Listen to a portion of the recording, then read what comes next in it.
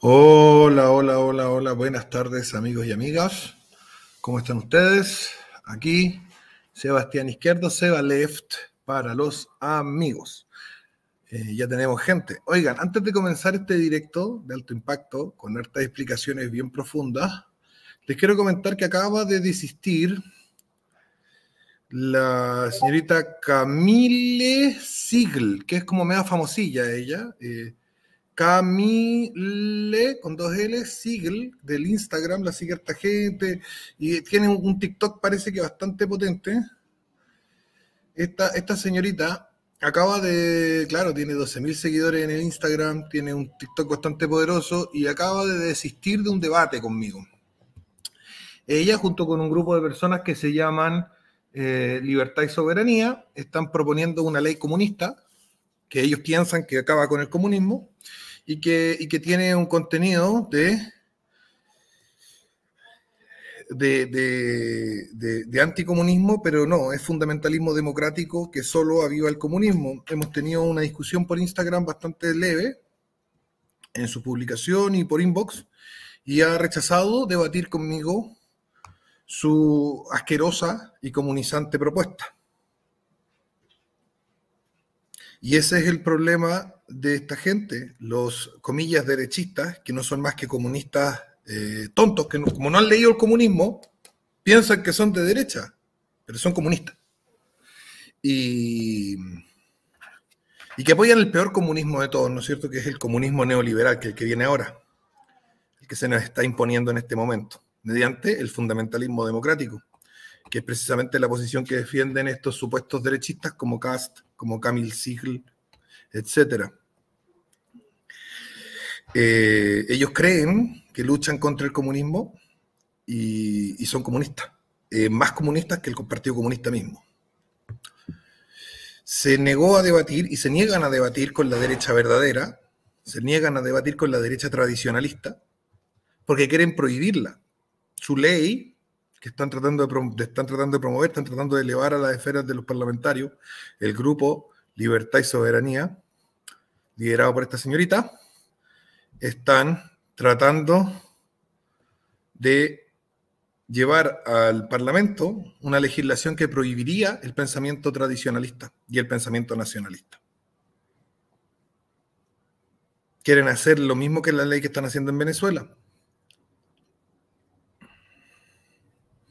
Y ellos creen, leyendo la ley, ellos creen en su estúpidamente, de ignorantes, que están prohibiendo el comunismo. Y no es cierto. Están prohibiendo el pensamiento tradicional. Y lo proponen sin ninguna vergüenza. Y quiero, por favor, que esta señorita se entere de esto que estamos hablando aquí para ver si alguna, ella o alguno de los voceros de esta línea de pensamiento tan satanista se atrevan a tener un debate para que ellos puedan observar, puedan descubrir, y para que muchos puedan descubrir y salir del engaño al que han sido sometidos mediante el fundamentalismo democrático de Lucifer. Recordemos que el individualismo, que es el fundamento del fundamentalismo democrático y del comunismo, ha sido ya castigado, condenado por el Papa Francisco como la ideología personal de Lucifer. Vamos a... Ahora, ellos creen que el Papa es comunista, porque están locos. Hay un problema ahí psiquiátrico serio, pero más de ignorancia que de otra cosa.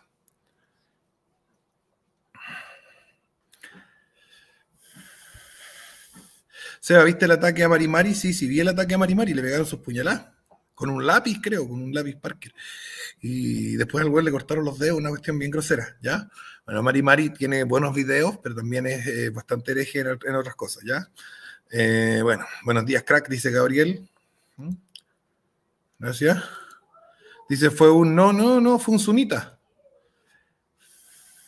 Ya, vamos a avanzar al tema que nos trae, al tema que nos convoca, dejando de lado este, digamos, entre comillas, cagüín, pero que no es cagüín. Es importante que se debatan estos temas porque estas personas no están dispuestas a debatir con los pensadores tradicionalistas, solo están dispuestos a imponer su postura por la fuerza y prohibirnos a nosotros. Lo único que hacen, el señor Kast con esa constitución, ¿se acuerdan? La constitución que rechazamos en diciembre, que es lo que decía, todas las personas están obligadas a creer en la república. El que no es republicano está fuera de la ley. Eso decía la constitución de Kast que rechazamos en diciembre. Y ahora estas personas dicen, el que no es democrático, el que no está a favor de la democracia, se va a la cárcel. Eso es lo que están diciendo estas personas. Y se niegan a debatir con nosotros porque quieren posar de anticomunistas, pero son el comunismo en su forma más perversa y más oscura. Ya.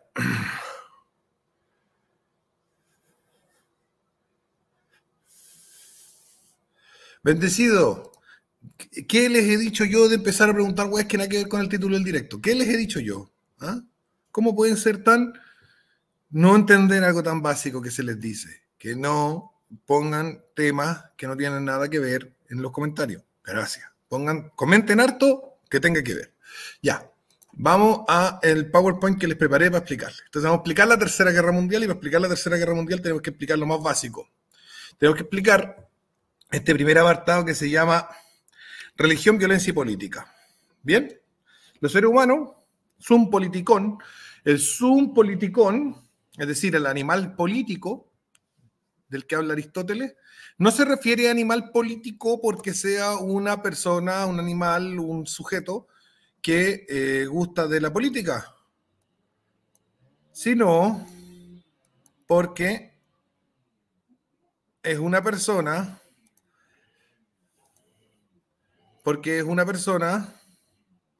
que... Ahí está, perdón. Sino porque es una persona que necesita vivir con los demás.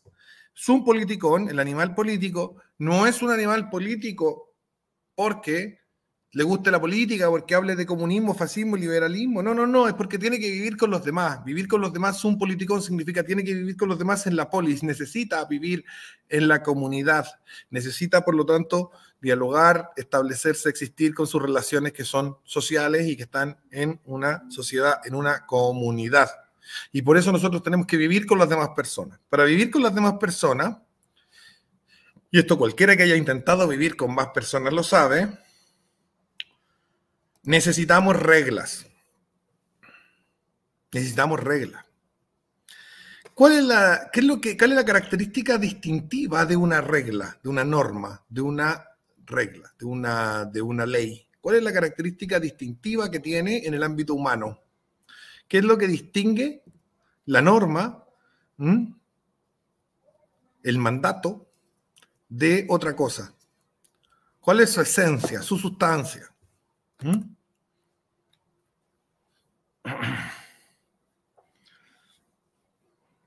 La esencia, la sustancia de la regla, de la norma, que lo diferencia de, por ejemplo, que yo diga, chicos, no escriban tontera en el chat. Eso no es una regla. ¿Por qué no es una regla?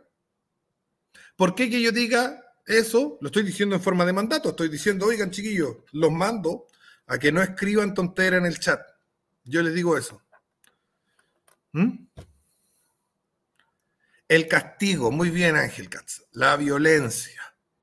Efectivamente, la regla en la que los seres humanos habitan, para poder vivir en comunidad, necesitan reglas, y las reglas son reglas en tanto usan la violencia en un sentido implícito, no explícito necesariamente, para hacerse cumplir. Por ejemplo, nosotros podemos echar una mirada a nuestro Código Penal y dice, artículo, el que tomare la cosa que no es que es propiedad de otro sin su permiso y no sé qué, la cuestión será reo de hurto y tendrá una multa de 1/5 parte de una OTM.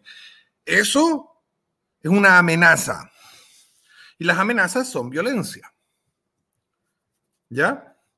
Entonces la norma existe y subsiste como una represión externa de la voluntad de todos los sujetos para que, en orden a poder vivir en común, en orden a poder vivir como estamos hechos para vivir, como sum politicón, como animal político, necesitamos que haya reglas, y para que las reglas sean reglas necesitamos que esas reglas amenacen violentamente a todos para que expliciten esa violencia con aquellos que las incumplen, y entonces eso es lo que entendemos como que hay una sociedad en la que se puede vivir.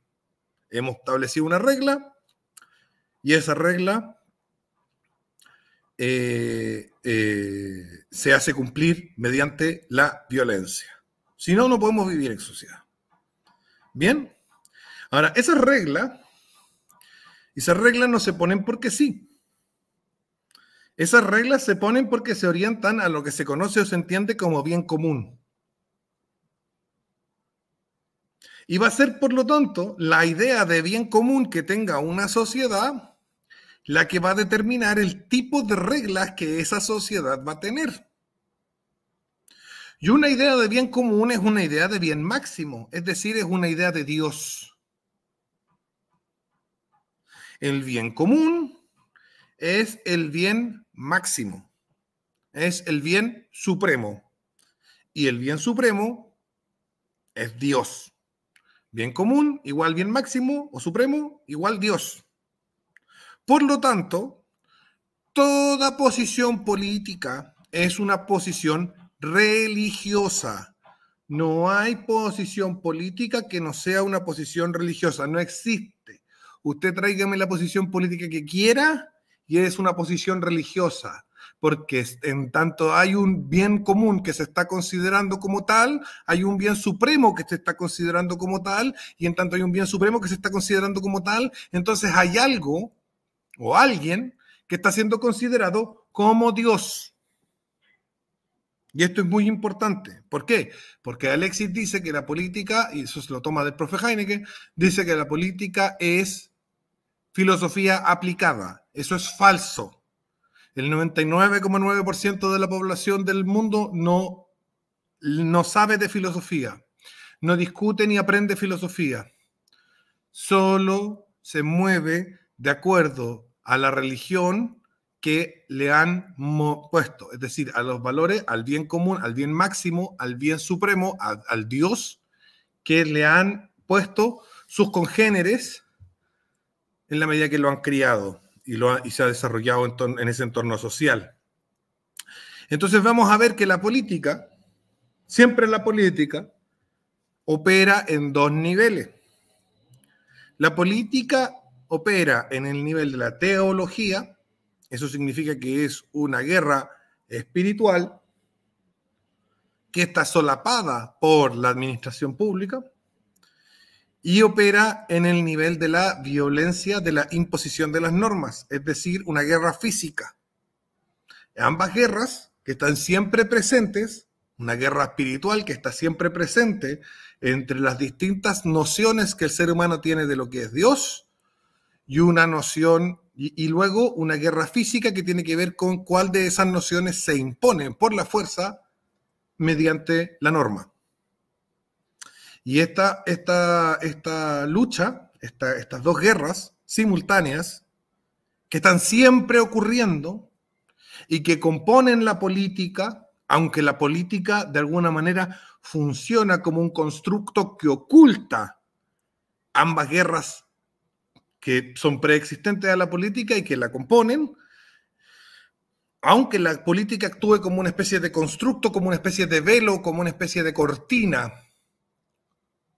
que la gente ve y dice, mira, los diputados hicieron no sé qué, o bla, bla, bla, o lo que sea, pero detrás, ¿qué es lo que hay? ¿Qué es lo que está detrás de eso? ¿Qué es lo que eso está ocultando?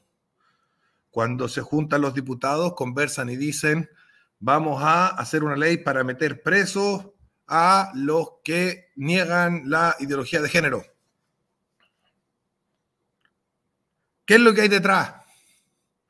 Detrás hay una guerra física, un enfrentamiento violento entre quienes niegan la ideología de género y quienes quieren impedir que lo hagan, y por lo tanto los van a buscar, encontrar, poner esposas, llevar ante un tribunal a la fuerza y luego encerrar en una jaula, y quienes están en contra de que se niegue la ideología de género y por lo tanto están dispuestos a ejercer esa fuerza contra ellos. Y también hay una fuerza espiritual, una guerra espiritual entre quienes tienen una versión, una forma de pensar respecto del bien supremo, es decir, de Dios, en la cual la ideología de género es inaceptable, y otros que tienen otra versión del bien supremo, es decir, otra versión de Dios, otra idea de Dios, en la cual negar la ideología de género es lo inaceptable.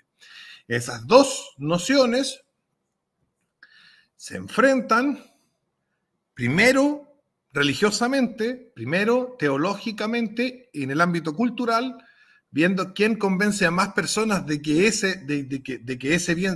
cuál es el bien supremo, y luego se manifiesta en el ámbito de la guerra física, es decir, de la violencia, respecto de cuál bando, teniendo ya la supremacía en el ámbito espiritual, cultural de las personas, reprime violentamente al otro que se resiste. A veces no se resiste, pero se entiende.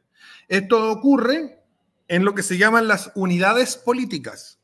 Cada unidad política, a lo que nosotros llamamos hoy en día un país, tiene un territorio dentro del cual cada unidad política hace valer su propia versión de lo que es el bien supremo, su propia versión de lo que es de Dios, y la impone por la fuerza a todos sus ciudadanos, estén o no estén de acuerdo. Y al imponer esa versión de lo que es Dios, impone las normas que permiten que la sociedad funcione.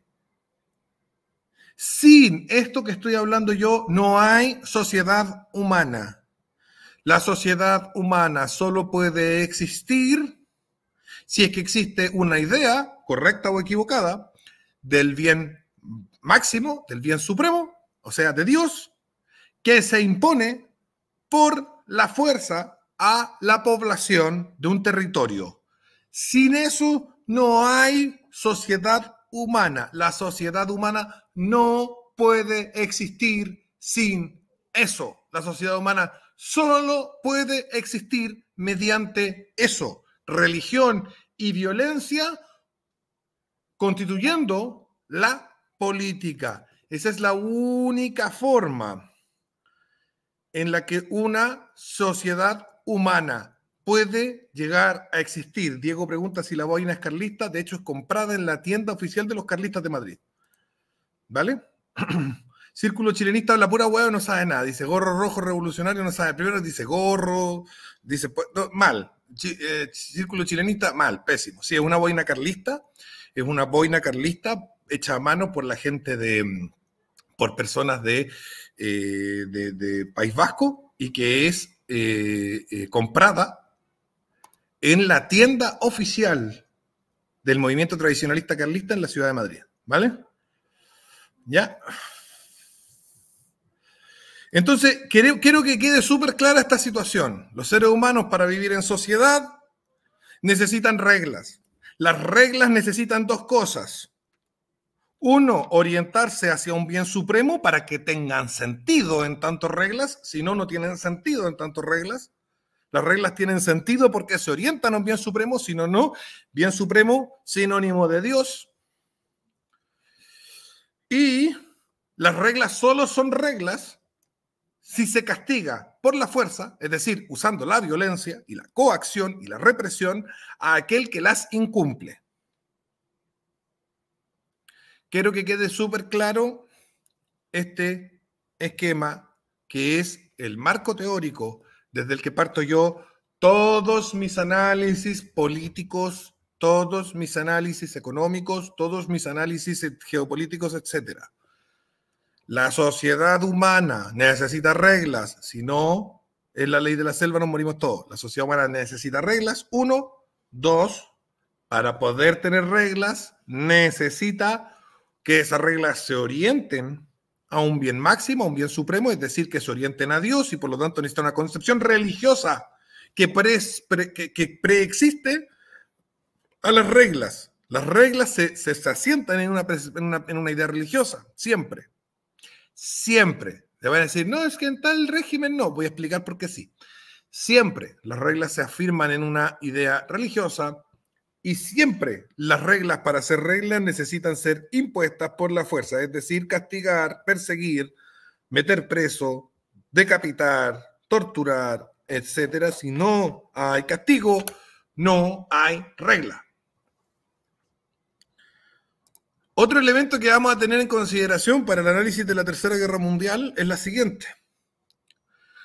Existe una disputa en la religión más grande del mundo, las religiones más grandes del mundo, que sumadas son casi la mitad de la humanidad, que son las religiones que vienen de Abraham, disputan entre sí, las religiones que vienen de Abraham, disputan entre sí, disputan, pelean, no están de acuerdo sobre quiénes son los legítimos hijos de Abraham. Dios hizo un pacto con Abraham y le dijo que sus descendientes serían el pueblo elegido de Dios. Iban a ser el pueblo elegido, los electos, los que Dios eligió. Los judíos dicen que ellos son el pueblo elegido, hijos de Abraham. Jesús en una oportunidad le respondió: ¿acaso no puede Dios hacer de las piedras, pues no puede Dios tomar una piedra y convertirla una piedra en un hijo de Abraham? Luego Jesús va a cumplir esa amenaza, porque mediante su sacrificio sabemos por el apóstol Pablo de que somos hijos de Abraham y herederos de la promesa, no los judíos, sino los cristianos. En este sentido, vamos a considerar cristianos solamente en un sentido geopolítico de la actualidad. Vamos a considerar cristiano solamente aquel que entiende que de acuerdo a la revelación bíblica y de acuerdo a la tradición cristiana, los hijos de Abraham son los cristianos y no los judíos. Somos hijos de Abraham por Cristo. Yo soy hijo de Abraham por Cristo. Tú eres hijo de Abraham por Cristo si estás bautizado, y así. Somos hijos de Abraham por Cristo, somos pueblo elegido de Dios. No los judíos, sí los cristianos. Y eso se entendió por todos los cristianos hasta hace muy poco, que algunos grupos judíos entendieron la necesidad geopolítica de tener grupos cristianos a su favor y comenzaron a adulterar ciertas traducciones de la Biblia y a pagar ciertos lobbies y a financiar ciertos pastores evangélicos para que empiecen a decir, una opinión muy popular hoy en día, que no, que el pueblo elegido de Dios siguen siendo los judíos. Lo cual es falso. Desde cualquier doctrina cristiana medianamente seria, el pueblo elegido de Dios somos nosotros, los cristianos, los legítimos hijos de Abraham por Cristo. Y luego tenemos los ismaelitas, que son los musulmanes. Según los musulmanes, Dios envió al profeta Mahoma para que los hijos de Ismael, el hermano menor de Isaac, es el hermano menor de Isaac, es Ismael, es el hijo que tuvo Abraham con su esclava, que se llama Ismael. Y Mahoma le fue revelado, según los musulmanes, por el ángel, creo que Gabriel, le reveló a Mahoma que de ahora en adelante su pueblo elegido eran los ismaelitas, y que todos los que dijeron que no hay más Dios que Alá y Mahoma es su profeta, se convertían automáticamente en ismaelitas y pasaban a ser herederos de la promesa, pasaban a ser hijos de Abraham. ¿Se fijan? Entonces hay tres grupos humanos grandes y poderosos en este mundo que se dicen a sí mismos y que se entienden a sí mismos como pueblo elegido de Dios, linaje de Abraham. Los judíos, por un asunto netamente biológico; los cristianos, por Cristo, Cristo siendo de la tribu de Judá, del linaje de David, con su muerte en la cruz, su sacrificio, su resurrección, nos hace a todos mediante el bautismo, nos bautiza en el nombre del Padre, el Hijo y el Espíritu Santo, y somos automáticamente hijos de Abraham, herederos de la promesa. Y los ismaelitas, que mezclan el argumento espiritual con el biológico. Estos tres grupos dicen ser, por lo tanto, pueblo elegido de Dios.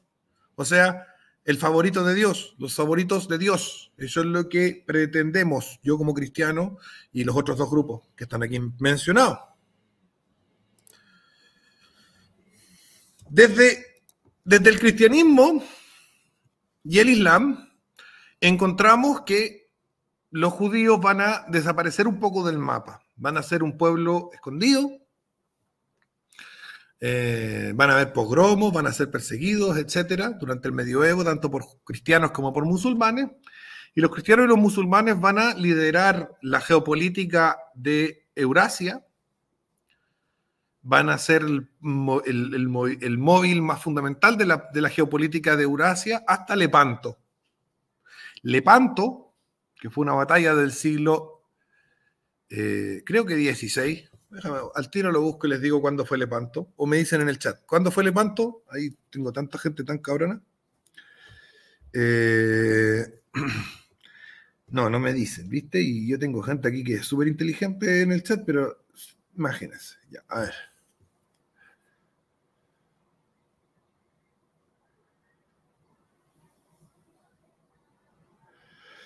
La batalla de Lepanto, 1571, claro. En el siglo XVI, los musulmanes van a salir del mapa. Los musulmanes van a perder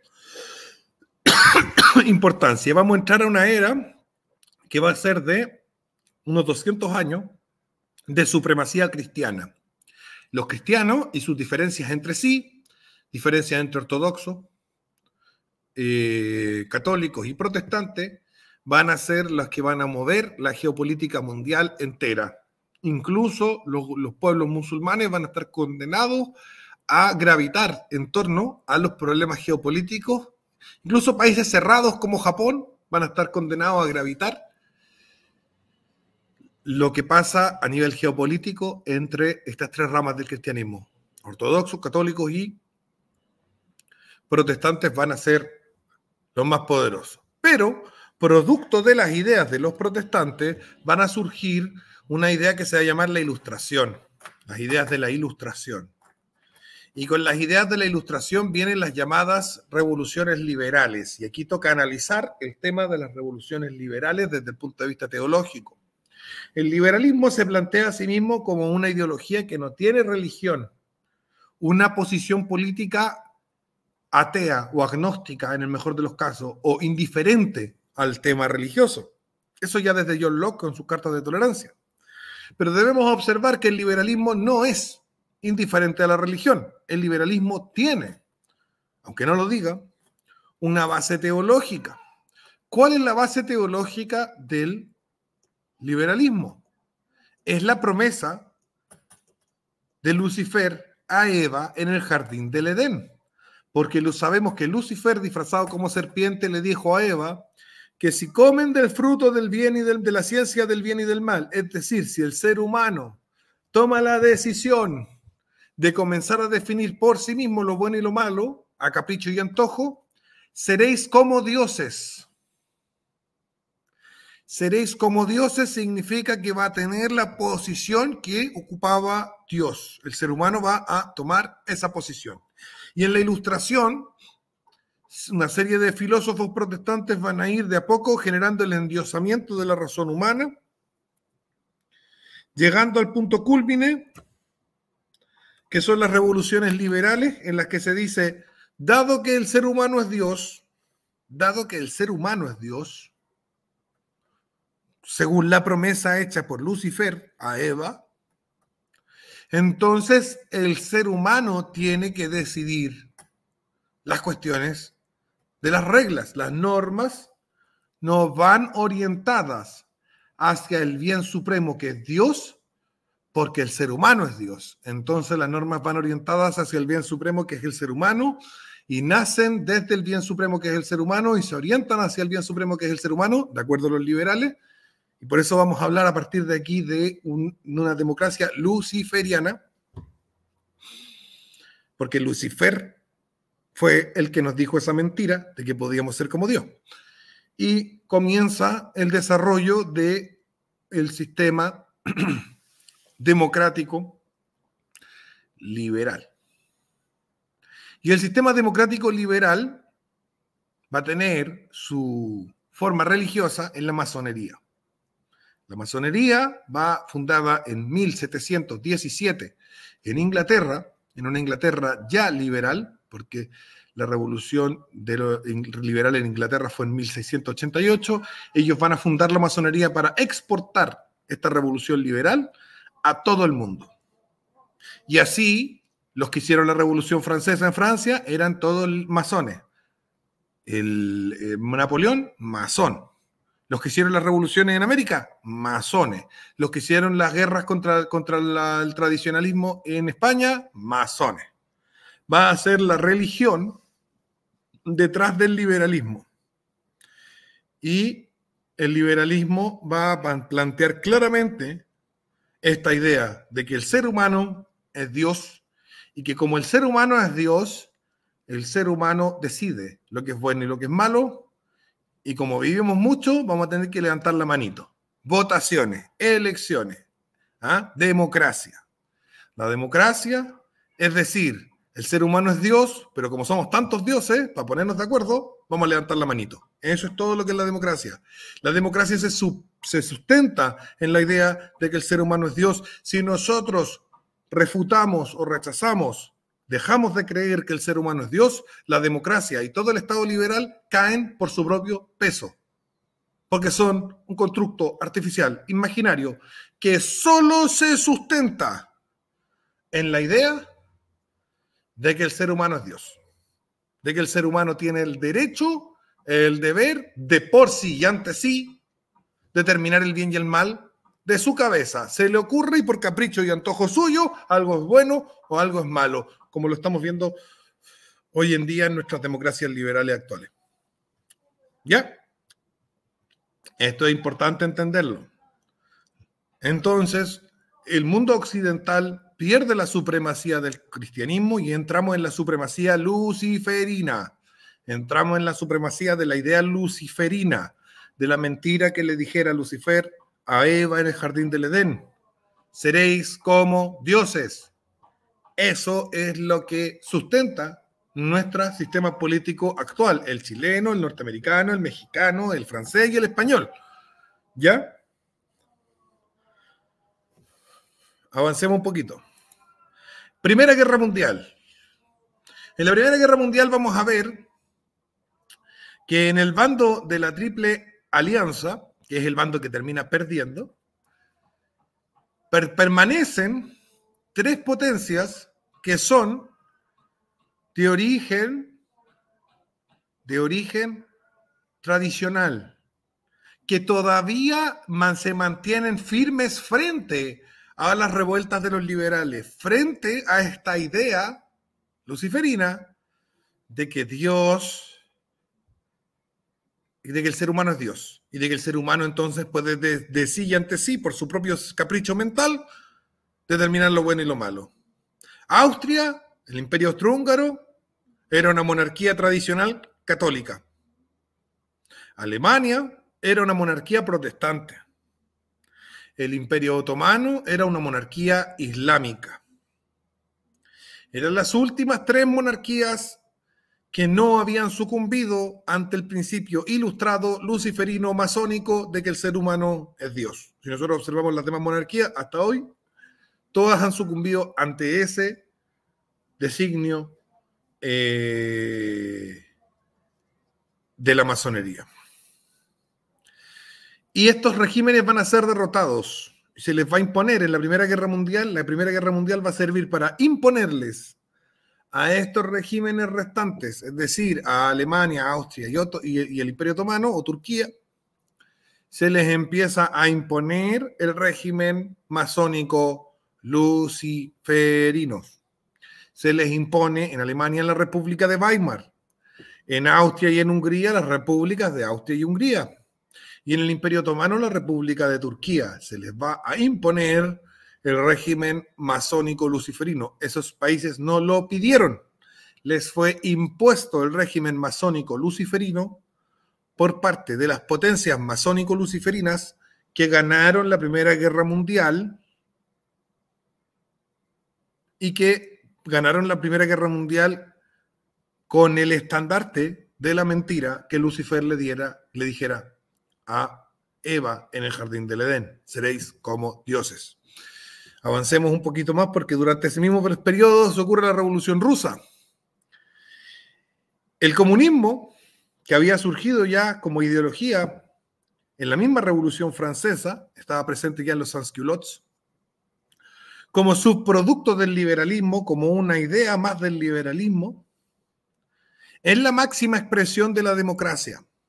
Si hay algo que es demócrata en toda su expresión, es el comunismo. El comunismo es totalmente democracia.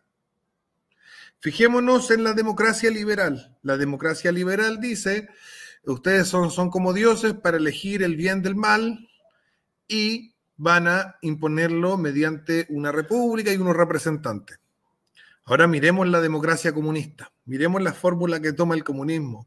El comunismo dice, eso no sirve, porque si bien el ser humano es Dios, hay unos dioses que tienen y otros dioses que no tienen. Y por lo tanto tenemos que emparejar la cancha y que todos los dioses, es decir, los seres humanos, tengan lo mismo. Y para eso, para la expresión máxima de la democracia liberal, que es la nación, se vea expresada en toda su totalidad el principio de que el ser humano es Dios, entonces, como dice Marx en el Manifiesto Comunista, la clase obrera debe ser elevada a clase nacional. Fíjese que el comunismo no es contrario a la nación y el liberalismo tampoco. De hecho, los dos se sustentan bastante en el principio nacional, que el principio nacional es contrario, por cierto, al principio monárquico. ¿Ya? Y entonces los comunistas son la máxima expresión del demos kratos. Demos kratos, democracia, significa demos, que significa en griego chusma, o masa sin forma, grupo de seres humanos inconscientes. ¿Han visto ustedes, por ejemplo, en un concierto cuando la gente está así, ¡ah!, desaforada? Un concierto de Justin Bieber cuando van las chiquillas de 12 años y se ponen a llorar y se desmayan, o los conciertos de los Beatles, eso es demos. Eso es demos, eso es lo que significa demos. Una chusma, una masa inconsciente, ¿ah? Una protesta, como en el 18 de octubre, ¿ah? Que están ahí todos vueltos locos, tirando piedras, ¡ah!, quemando, eso es demos. Y kratos significa poder por la fuerza, poder mediante la fuerza. O sea, que el demos, el grupo chusma, grupúsculo, es el grupo chusma, inconsciente de la masa, sin pensar, la masa inconsciente que nosotros observamos y que les acabo de dar algunas representaciones pictóricas, gobierna, manda por la fuerza al resto. En el comunismo y sobre todo en la revolución comunista se expresa este principio en su máxima expresión. Y la revolución comunista de 1917 en Rusia va a ser la caída del último monarca ortodoxo también. Vimos cómo cayó el último rey católico. Vimos cómo cayó el último rey protestante. Estrictamente protestante, porque los otros reyes protestantes hasta el día de hoy hay, pero no son reyes protestantes, porque han sucumbido al principio luciferino. Y sus países se rigen bajo el principio luciferino. Entonces cayó el último rey católico, en el sentido del emperador austrohúngaro que no había sucumbido ante la mentira luciferina, ante el principio luciferino de que el ser humano debe ser como Dios y elegir el bien y el mal como se le dé la regalada gana. Y luego sucumbe. Sucumbe la última monarquía protestante en el sentido estricto porque es todavía un Kaiser en el Reich alemán el que va a imponer lo que Dios dice y no lo que dice la chusma. Y ahora va a ser reemplazado por la República de Weimar. Y cae el último monarca, uno de los últimos, porque va a resurgir, vamos a ver después el resurgir de las monarquías islámicas, pero en ese momento, con la caída del Imperio Otomano, caen los últimos monarcas importantes y poderosos del mundo islámico, el último monarca importante y poderoso del mundo islámico, que va a ser el del Imperio Turco, y simultáneamente, en el proceso de la Revolución Rusa, que es paralelo, simultáneo, al de la Primera Guerra Mundial, cae el último monarca ortodoxo. Con lo cual, observamos la caída de los regímenes que consideran a Dios como Dios y la implantación en todo el mundo de regímenes, ya sea de orientación marxista o de orientación liberal, pero que ambos consideran que el ser humano es Dios. Y hay una diferencia de apreciación porque en el liberalismo hay una idea de Dios humano en el que Dios humano toma decisiones libres, y en el comunismo hay una idea de Dios humano en que Dios humano se hace humano en la masa, se hace Dios, el hombre se hace Dios en la clase, en la masa y en la historia para acabar con las clases y fundar el paraíso terrenal comunista del futuro.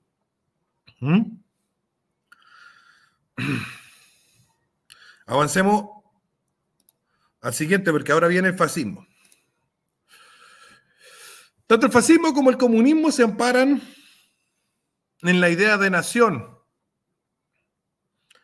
que había sido políticamente creada en términos instrumentales por los liberales en la Revolución Francesa, que ya vimos más atrás. Los liberales cantaban ¡Viva la nación! Eso es el canto. ¡Viva la nación! ¡Viva la nación! Eso cantaban los liberales de la Revolución Francesa.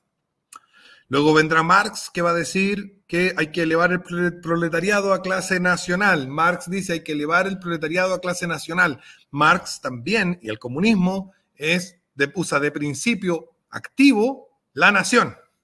Y el fascismo usa como principio activo la nación. El endiosamiento de la nación, desde la democracia liberal, basada en la representatividad y la voluntad nacional expresada en el Congreso y en el presidente y en no sé qué, la voluntad nacional expresada en las asambleas y consejos de trabajadores y obreros, o la voluntad nacional expresada en el líder que se impone por encima de las estructuras gremiales que lo sostienen, en el fascismo. Pero siempre está la idea de la nación. La nación como una forma de construcción religiosa del ser humano. Como un punto cúlmine gnóstico donde los seres humanos que ya se creen Dios se juntan para ser un superdios. Y tanto las ideas del liberalismo, tanto las ideas del fascismo como las ideas del comunismo ya se encuentran en la Revolución Francesa, ya se encuentran en la Ilustración, en pensadores como por ejemplo Saint-Just. En el fascismo va a hacer una vuelta mucho más larga. En el fascismo va a decir si el pueblo, la gente, el demos, es Dios, entonces el demos tiene que rechazar, el pueblo tiene que rechazar todas las injerencias foráneas, externas, extranjeras, y abrazar su religiosidad natural, es decir, volver al paganismo. De esa forma, el folk se trasciende a sí mismo y se convierte en una especie de superdivinidad nacional. En el comunismo vamos a ver expresada la teología marxista, que parte de la idea de que todo es materia y toda la materia es relativa. Esa es el materialismo dialéctico. Toda la materia es relativa, excepto el conjunto de la materia toda. El conjunto de la materia toda es el absoluto. El conjunto de la materia toda es el bien supremo. El conjunto de la materia toda es el bien supremo, es Dios. Y los seres humanos deben trascender sus características determinadas de partes materiales de un todo para fundirse en el todo. ¿Cuál es ese todo? Marx decía que una vez alcanzado el comunismo, la conciencia de clase iba a ser suplantada por la conciencia especie. Es decir, el ser humano iba a fundirse con el todo material para ser parte del absoluto material, es decir, iba a ser uno con Dios. Otra forma de gnosticismo, esta vez desde un punto de vista ¿cómo se llama esta cuestión? Panteísta. ¿Ya? Estos dos grupos, junto con estos grupos van a ir a enfrentarse en lo que se va a llamar la Segunda Guerra Mundial. La democracia masónico-luciferina va a derrotar al fascismo. Va a vencer va a vencer la forma, digamos, gnóstico-pagana de el sistema moderno. Esa va a ser destruida, la forma gnóstico-pagana, es decir, la forma nazi-fascista. El gnosticismo pagano es derrotado. Y comenzará el conflicto entre dos tipos de democracia. La democracia liberal, ¿no es cierto?, que quiere un mundo donde cada ser humano es Dios en un sentido individual y separado unos de otros. Son dioses incomunicados porque el valor para los liberales es subjetivo y por lo tanto no hay comunicación alguna, no hay comunicación válida entre dos sujetos porque no hay valor en común mediante el cual comunicar, porque el valor está en el capricho mental del sujeto. Y por lo tanto, todo se tiene que pasar mediante el dinero y la democracia no es más que una expresión del todo social, del conjunto de seres humanos, en los que en su conjunto van a poner las reglas, unas reglas que se establecen para estas relaciones económicas donde mi divinidad y tu divinidad, al estar incomunicadas entre sí por ser estrictamente subjetivas, usan este medio de comunicación para relacionarse, que es el dinero. Y la democracia popular,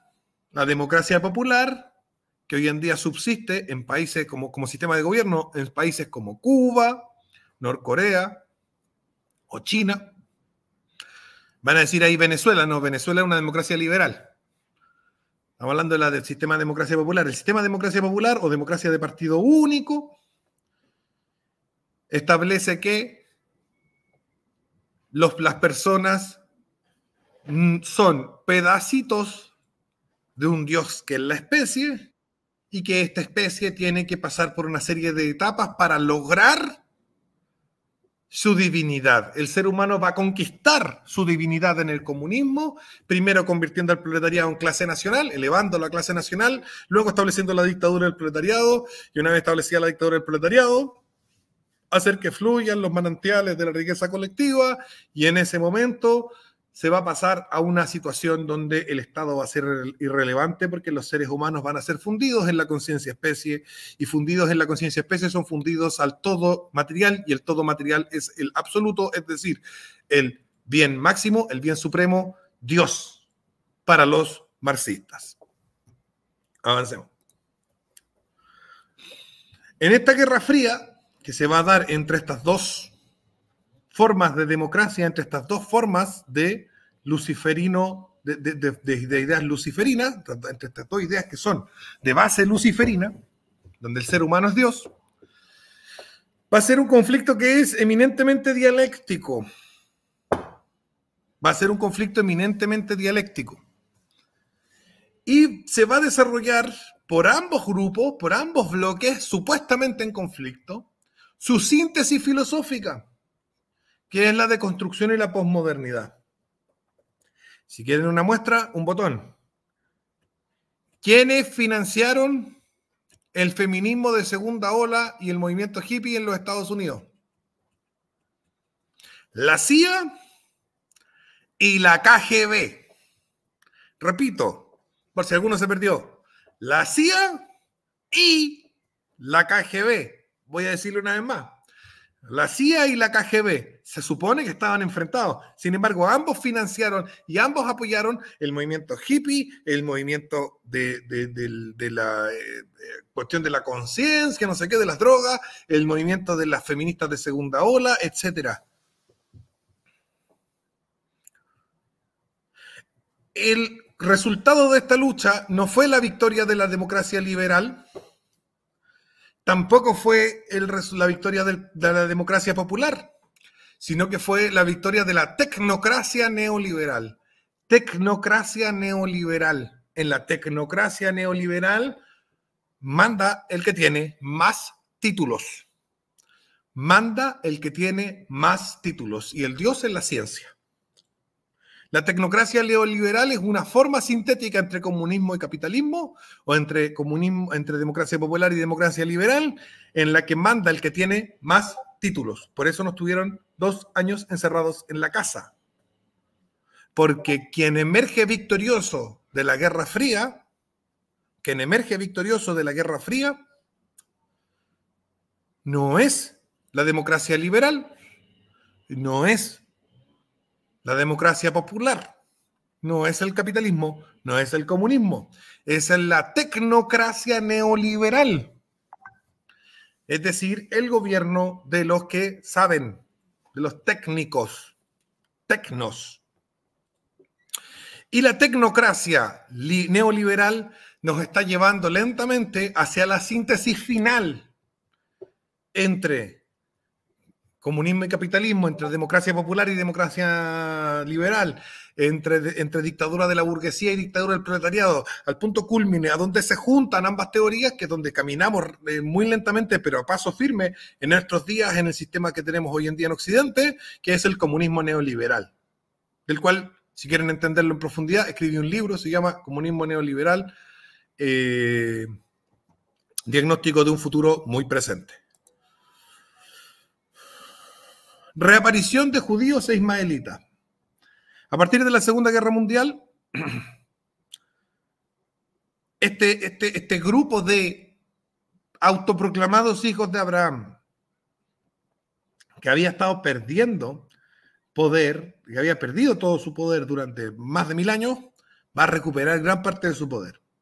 Tenemos que recordar que a finales del siglo XIX ya los judíos de Europa se habían reunido en lo que se llamó el sionismo, movimiento político que buscaba tener un país, una nación, un territorio, perdón, para la nación israelí. Fíjense que vuelve el tema de la nación. El sionismo es un nacionalismo que está fundamentado en la idea de que son ellos los legítimos y verdaderos hijos de Abraham y que por lo tanto tienen que tener un territorio. Los sionistas van a discurrir sobre distintos territorios, van a plantear, por ejemplo, la Patagonia chilena o las islas de Madagascar.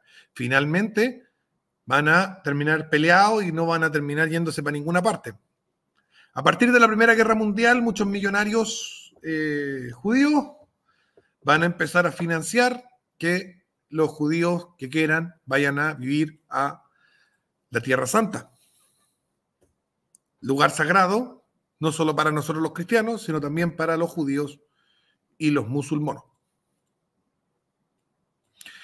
Van a empezar a financiar que muchos judíos se vayan a vivir a Tierra Santa. Y después de la persecución de los judíos durante el apogeo del gnosticismo pagano nazi, van a ser millones los que van a ir a Israel y se va a fundar el Estado de Israel.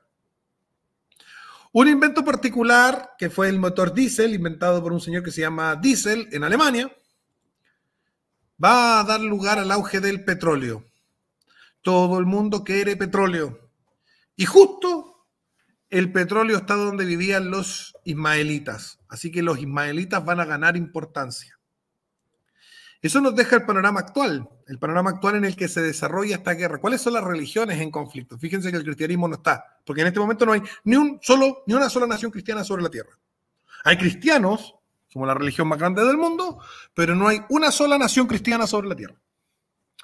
Tenemos el bando democrático luciferino, dirigido y guiado por Estados Unidos.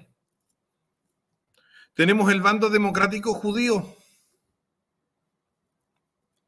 dirigido por Israel. Estos dos bandos son uno solo. En tanto ambos son democráticos, se apoyan, se defienden y se van a defender. Porque el bando democrático judío, en realidad el Estado de Israel es judío, pero ellos se esconden detrás del democratismo luciferino de Occidente, para decir nosotros somos uno de ustedes, para recibir su apoyo, para ser uno más. Y aquí en el chat van a ver varios liberales diciendo, Israel es como nosotros, sí, yeah. Y fíjense quiénes son los que más defienden a Israel siempre. Son los liberales. Y los nazis tienen la idea de que les pagan o de que no sé qué. No. Son liberales. Y los judíos han sabido esconderse en el liberalismo, usar el liberalismo como vehículo para mover su religión hacia adelante, para avanzar su lucha religiosa. Sabiéndose minorías, sabiendo que son menos, han usado la idea de democracia como máscara, como disfraz, desde el cual infiltrar su ideología, basada en su religión, como toda ideología. Después tenemos el bando chiita liderado por Irán. Está Hezbollah y incluso algunos grupos sunitas como Hamas. Y tenemos el bando sunita, que es ambivalente. El bando sunita no pelea para ninguno de los dos bandos. Si se fijan, Arabia Saudita está tirando buena onda con China, con Rusia, no sé qué, pero al mismo tiempo con Estados Unidos. También ayudó el fin de semana a Israel a parar unos cohetes. El bando sunita, liderado por Arabia Saudí, es bastante tibio y juega a las dos bandas, sobre todo porque además tenemos en el bando sunita a Qatar, que apoya a Hamas, pero que tiene mala onda con Irán y así. Un desastre. Y el bando chino-ruso es una rearticulación del bando antiguo, del bando comunista, de las democracias populares, en el cual hay dos democracias populares que son China y Corea del Norte, y un régimen autoritario que también, al igual que el de Venezuela, está disfrazado de democracia liberal, que es el de Rusia, el de Putin, y que en el fondo sus pretensiones son más bien nacionalistas imperialistas. El bando chino-ruso se alía con el bando chiita. Se alían porque el enemigo de mi enemigo es mi enemigo.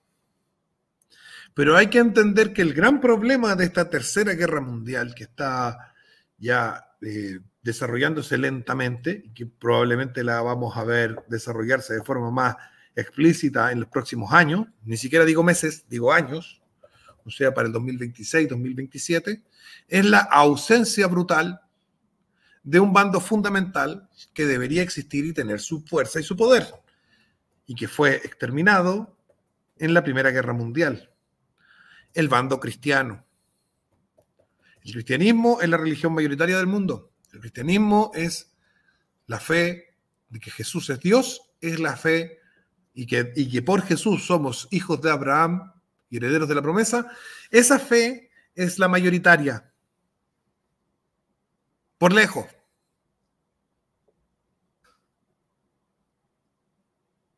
Por lejos. En el mundo hay más católicos que musulmanes. Imagínense, si sumamos con los ortodoxos, los protestantes, etc.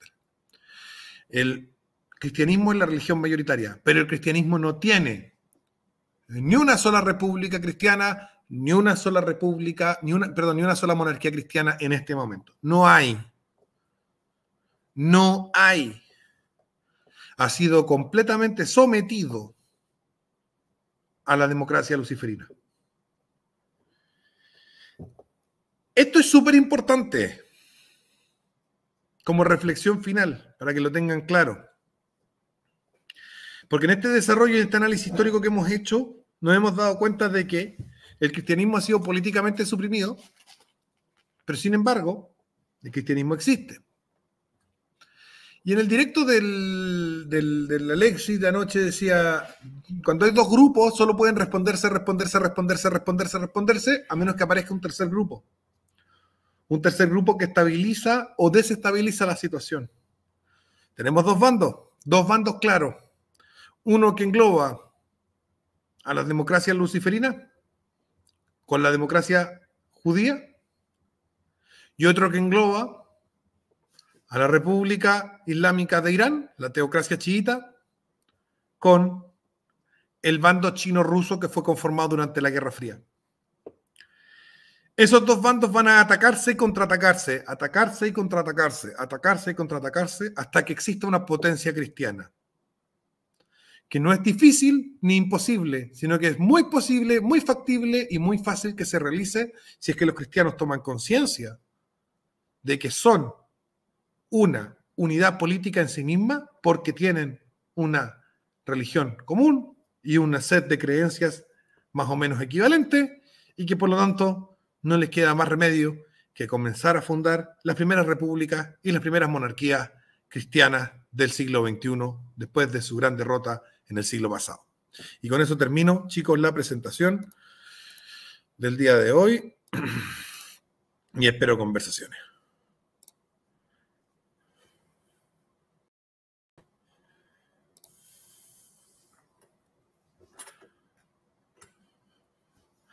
Pasa que la mayoría de los protestantes, incluso de los católicos, se pliegan a los liberales. Claro, están todavía engañados. Eso es nuestro. Nosotros tenemos un objetivo fundamental ahora. Les acabo de mostrar ¿El bando ruso se pasaría rápido al bando cristiano? Claro. Serían los primeros en aliarse al bando cristiano si hubiera uno. Si hubiera uno. Si viene el anticristo que gobernará a los cristianos, el anticristo ya nos gobierna. Llevamos 200 años gobernados por el anticristo, por lo menos acá en Chile. El anticristo es la democracia. El anticristo es la democracia. La bestia, 666, es la democracia. ¿Ah? La serpiente antigua. Entonces, si los seres humanos, si los cristianos del mundo comenzamos a entender que el principio democrático es un principio luciferino, que el principio democrático lleva inexorablemente al gobierno del maligno, comenzamos a rechazar el principio democrático y a abrazar formas de gobierno desde principios cristianos, y la democracia es todo lo contrario de un principio cristiano, partiendo por la base de que la única vez que aparece la democracia en toda la Biblia es para crucificar a Jesús.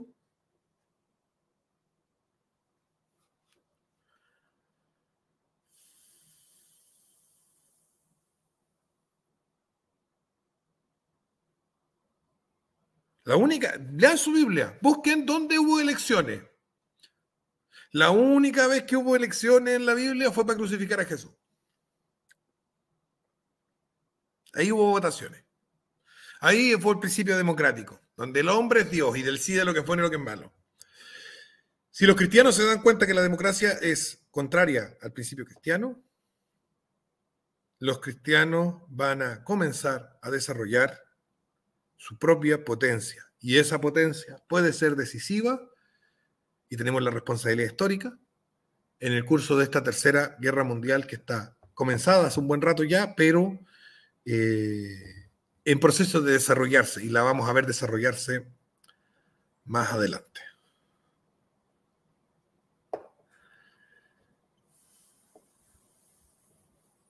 Daniel Herzmann dice, ¿qué crees que va a pasar bíblicamente? No se puede, porque bíblicamente las cosas de la Biblia ya pasaron prácticamente todas. Falta la parucía, ¿no? ¿Ya? Eso. Levantemos nuestra república, nuestra monarquía cristiana, ahora, basado en principios cristianos y no en el principio satánico luciferino de la nación democrática. Un besito. Los quiero mucho. Chao, chao.